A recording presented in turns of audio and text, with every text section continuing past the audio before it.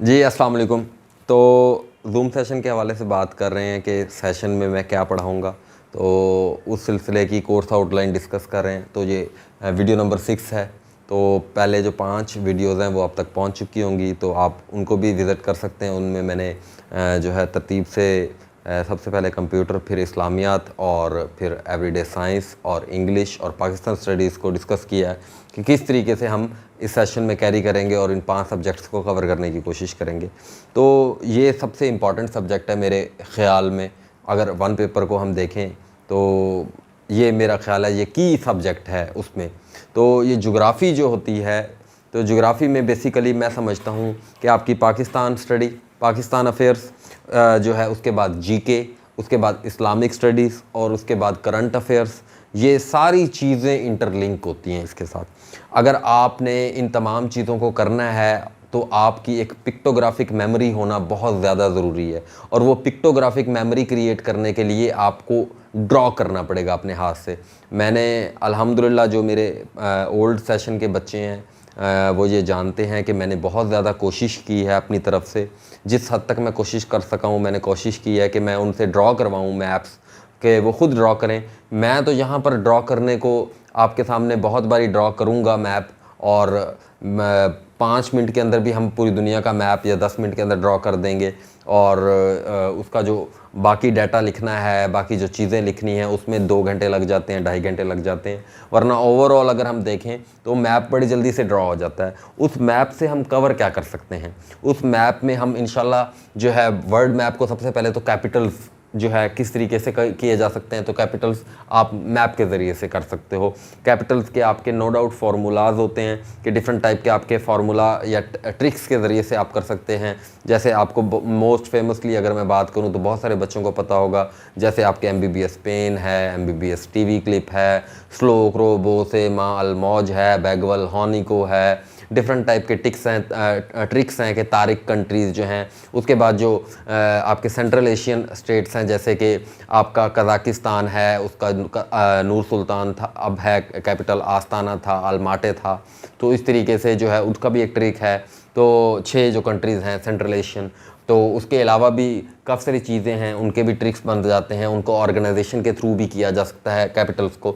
लेकिन मैं समझता हूँ कि उसकी जो की आपकी है वो वर्ल्ड मैप्स हैं। तो उसमें आप अपने चार्ट्स रखें अपने पास। जब सेशन हम होगा तो मैं उसमें भी इंस्ट्रक्ट करता होता हूँ कि अपने चार्ट्स डेवलप करें, चार्ट्स बना कर रखें और उनको अपने रूम में सेट करें और ख़ुद से ड्राइंग करने की, ड्रॉ करने की कोशिश करें, ताकि आपकी एक पिक्टोग्राफिक मेमोरी हो। तो पहले लेक्चर में हम यही फोकस करते हैं। तो दूसरे लेक्चर में हम ये, वैसे तो USA हिस्ट्री का एक टॉपिक है, लेकिन क्योंकि ज्योग्राफ़ी को मैंने सेपरेट किया है, तो और क्योंकि ज्योग्राफ़ी आपकी 8 to 10 मार्क्स जो है वो कैरी करती है। लेकिन अगर इसको मैं पाकिस्तान अफेयर्स के साथ इंटर रिलेट करूं और जीके के साथ इंटर रिलेट करूं और इस्लामियात के साथ लिंक करूं, तो बहुत ज़्यादा वेटेज है इसकी, बहुत ज़्यादा इंपॉर्टेंट हो जाती है ज्योग्राफ़ी का जो आपका सब्जेक्ट है।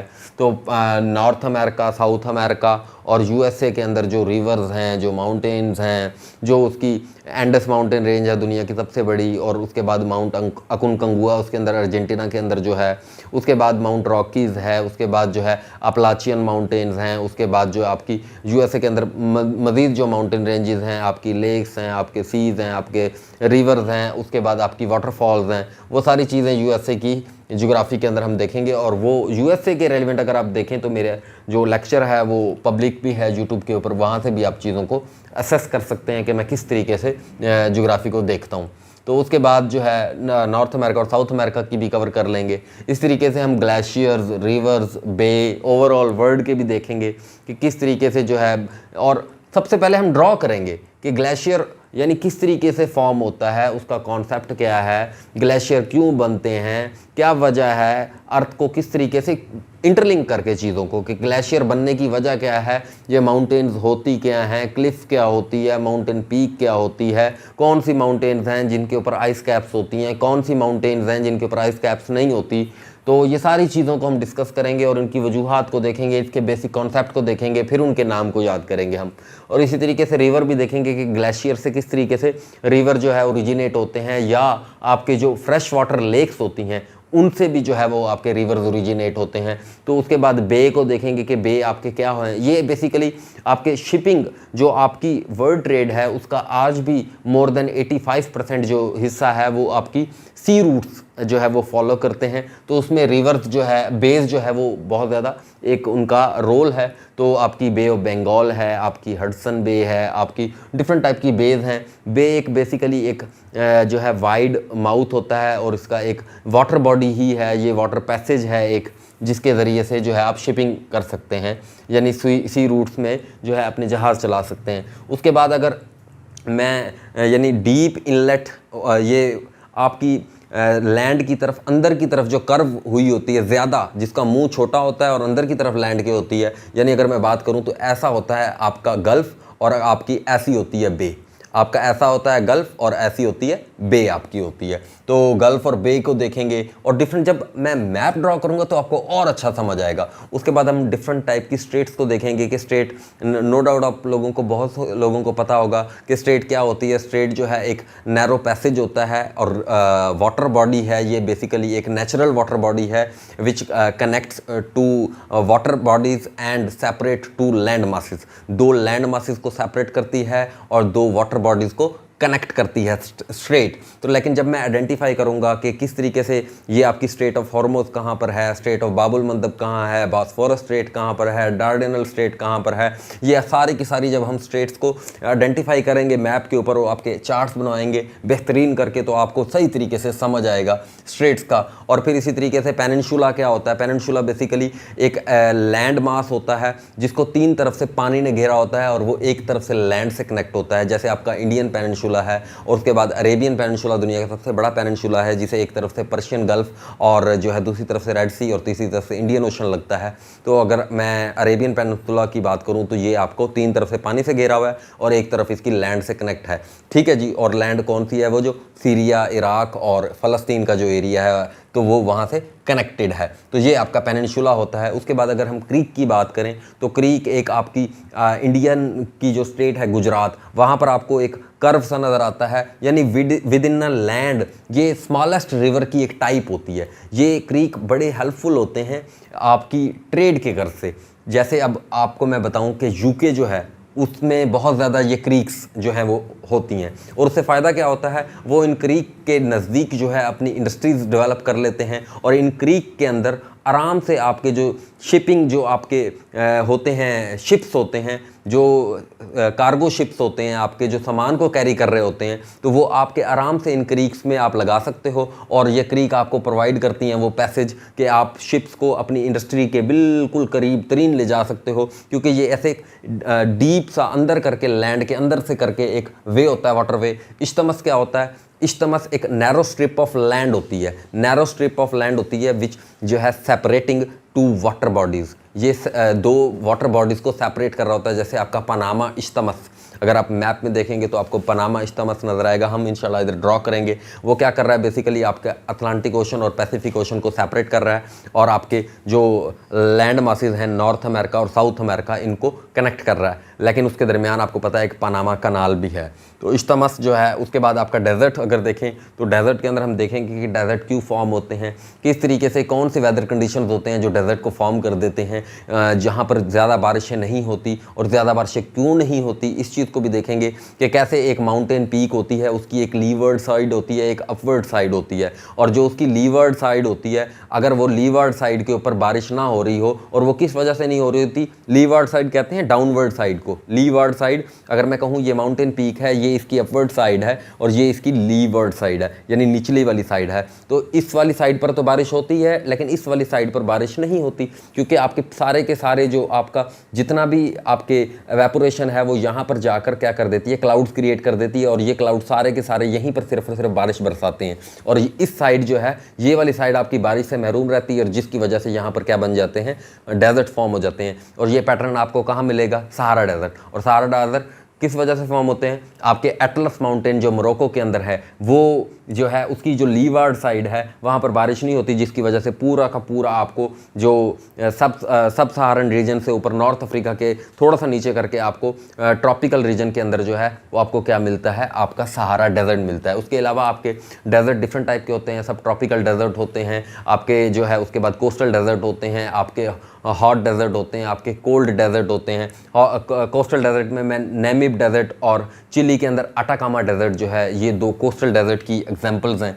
तो डेजर्ट्स के अंदर जो एक एरिया होता है ये नेचुरली भी फॉर्म हो सकता है और आर्टिफिशियली भी होता है, जहाँ पर वाटर की एक इनफ सप्लाई मौजूद होती है। और वहाँ पर क्या होता है जी, वहाँ पर उस वाटर की इनफ सप्लाई होने की वजह से प्लांट्स ग्रो कर सकते हैं। तो उस एरिया का, डेजर्ट का वो एरिया जहाँ पर इतना वाटर मौजूद होता है कि वहाँ पर प्लांट्स उग सकें, तो उस एरिया को क्या कहते हैं, ओएसिस। तो ओएसिस जो हैं वो आपके कहाँ पर होते हैं जी, आपके ओएसिस होते हैं डेजर्ट्स में। तो हम इन ओएसिस को भी अपने मैप के अंदर लोकेट करेंगे तो आपको बेटर अंडरस्टैंडिंग डेवलप होगी इनकी। उसके बाद आपके जो फॉरेस्ट्स हैं, हम डिफरेंट टाइप के फॉरेस्ट्स को भी देखेंगे, और फॉरेस्ट में हम पाकिस्तान के फॉरेस्ट को भी देखेंगे कि आपके जो सब ट्रॉपिकल फॉरेस्ट्स हैं, और उसके बाद जो है आपके बोरियाल फॉरेस्ट्स जो हैं, जैसे जूनिपर और ये आपके शीशम के, सनोबर के दरख्त, इस तरह के जो आपके दरख्त होते हैं, इनको आप क्या कहते हो जी, ये आपके बोरियाल फॉरेस्ट्स हैं। ठीक है जी। तो ये फॉरेस्ट सारे के सारे जो है आपके,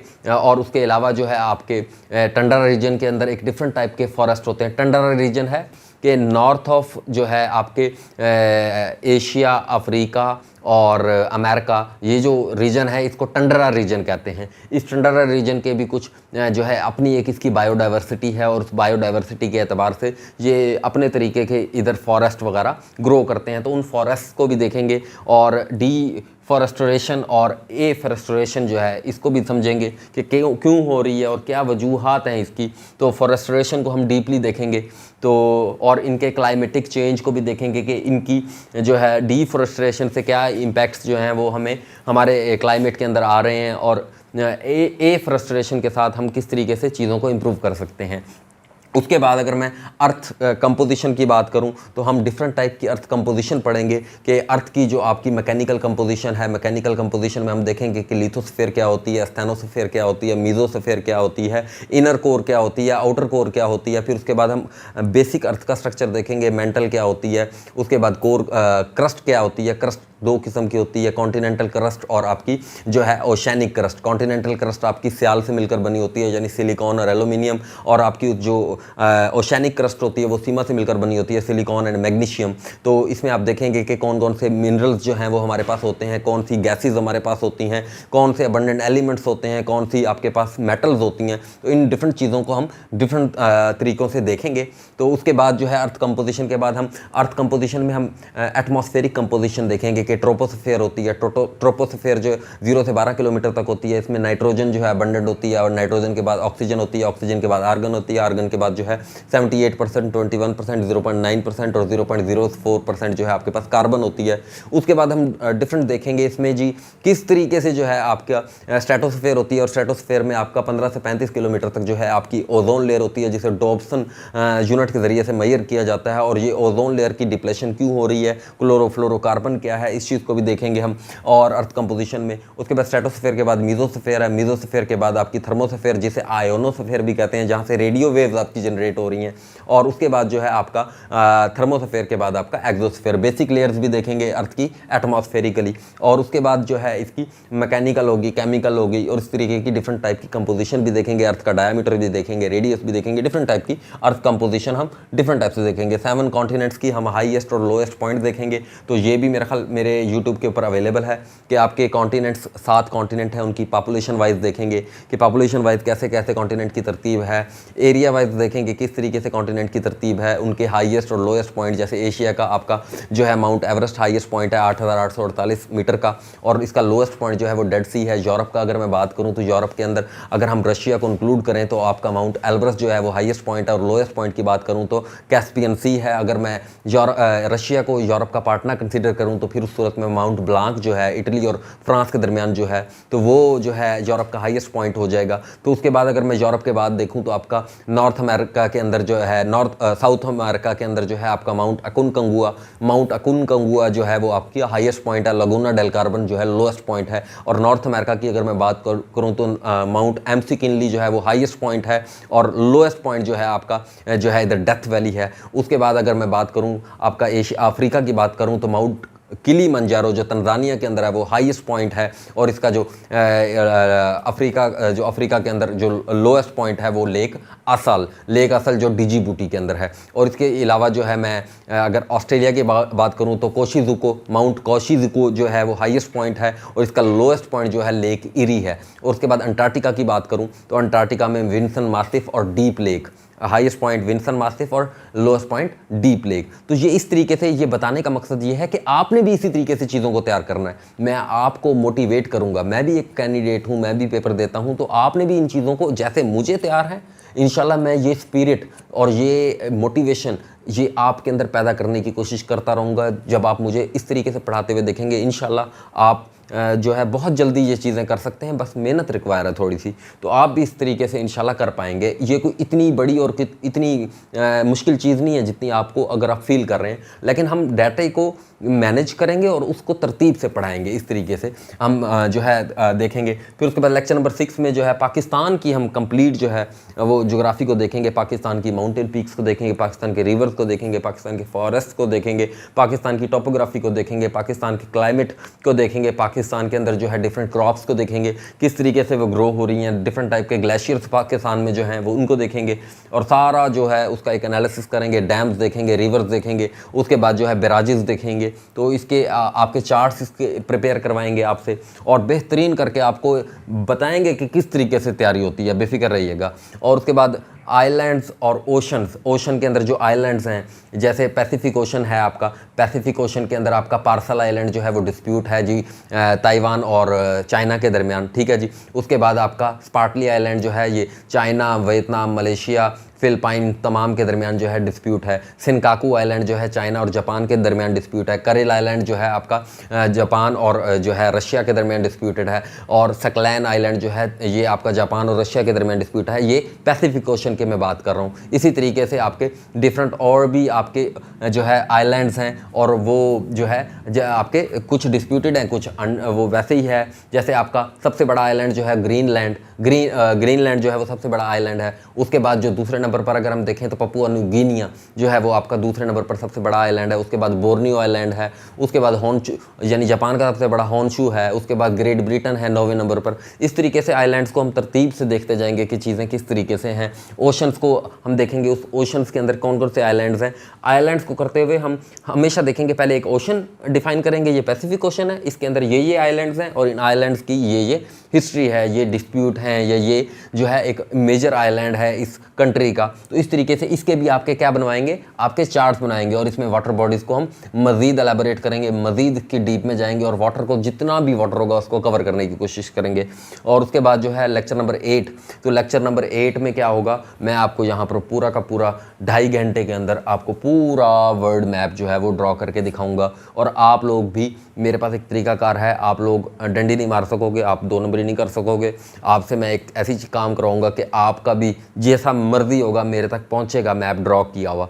तो इंशाल्लाह जो है इसमें हम एक ये एफर्ट करेंगे और इससे आपकी कोशिश करेंगे कि यार ज्योग्राफी के ज़रिए से आपको एक सेंस आपके अंदर डेवलप किया जाए, आपकी एक पिक्टोग्राफिक मेमोरी को डेवलप किया जाए। आप जो है चीज़ों को ड्राइंग्स के ज़रिए से उनको ड्रॉ करके आपको एक मेमोरी आपकी डेवलप हो, जिससे आप जब भी किसी कंट्री का नाम लो तो आपके जहन में एक नक्शा क्रिएट हो और आप उसको उससे एसोसिएट कर सको। यार इसका प्रेसिडेंट ये था, इसके अंदर ये माउंटेन पीक्स हैं, इसके अंदर ये रिवर बॉडीज़ हैं, ये यार इसके अंदर जो है आइलैंड्स हैं, ये इसके अंदर जो है इसका पॉलिटिकल सिस्टम है। इस तरीके से आप कंट्रीज़ को थोड़ा सा रिकग्नाइज़ करो, उनकी चीज़ों को देखो। ऐसे भागने से कुछ भी नहीं होगा, चीज़ों को करने से डिटेल में जो है वो हमारी प्रेपरेशन होगी। तो इंशाल्लाह आई होप आपको ये ज्योग्राफी का जो है मेरा सिस्टम पसंद आया होगा। बाकी इंशाल्लाह इसके अंदर मैं मज़ीद तब्दीलियाँ चीज़ों के अंदर ला रहा हूँ। मैं जो बेस्ट से बेस्ट आप तक पहुँचा सकता हूँ इंशाल्लाह लाजमी मैं कोशिश करता रहूँगा उसको इम्प्रूव करने की और आप तक बेस्ट से बेस्ट जो है वो लाजमी पहुँचाता रहूँगा। Thank you.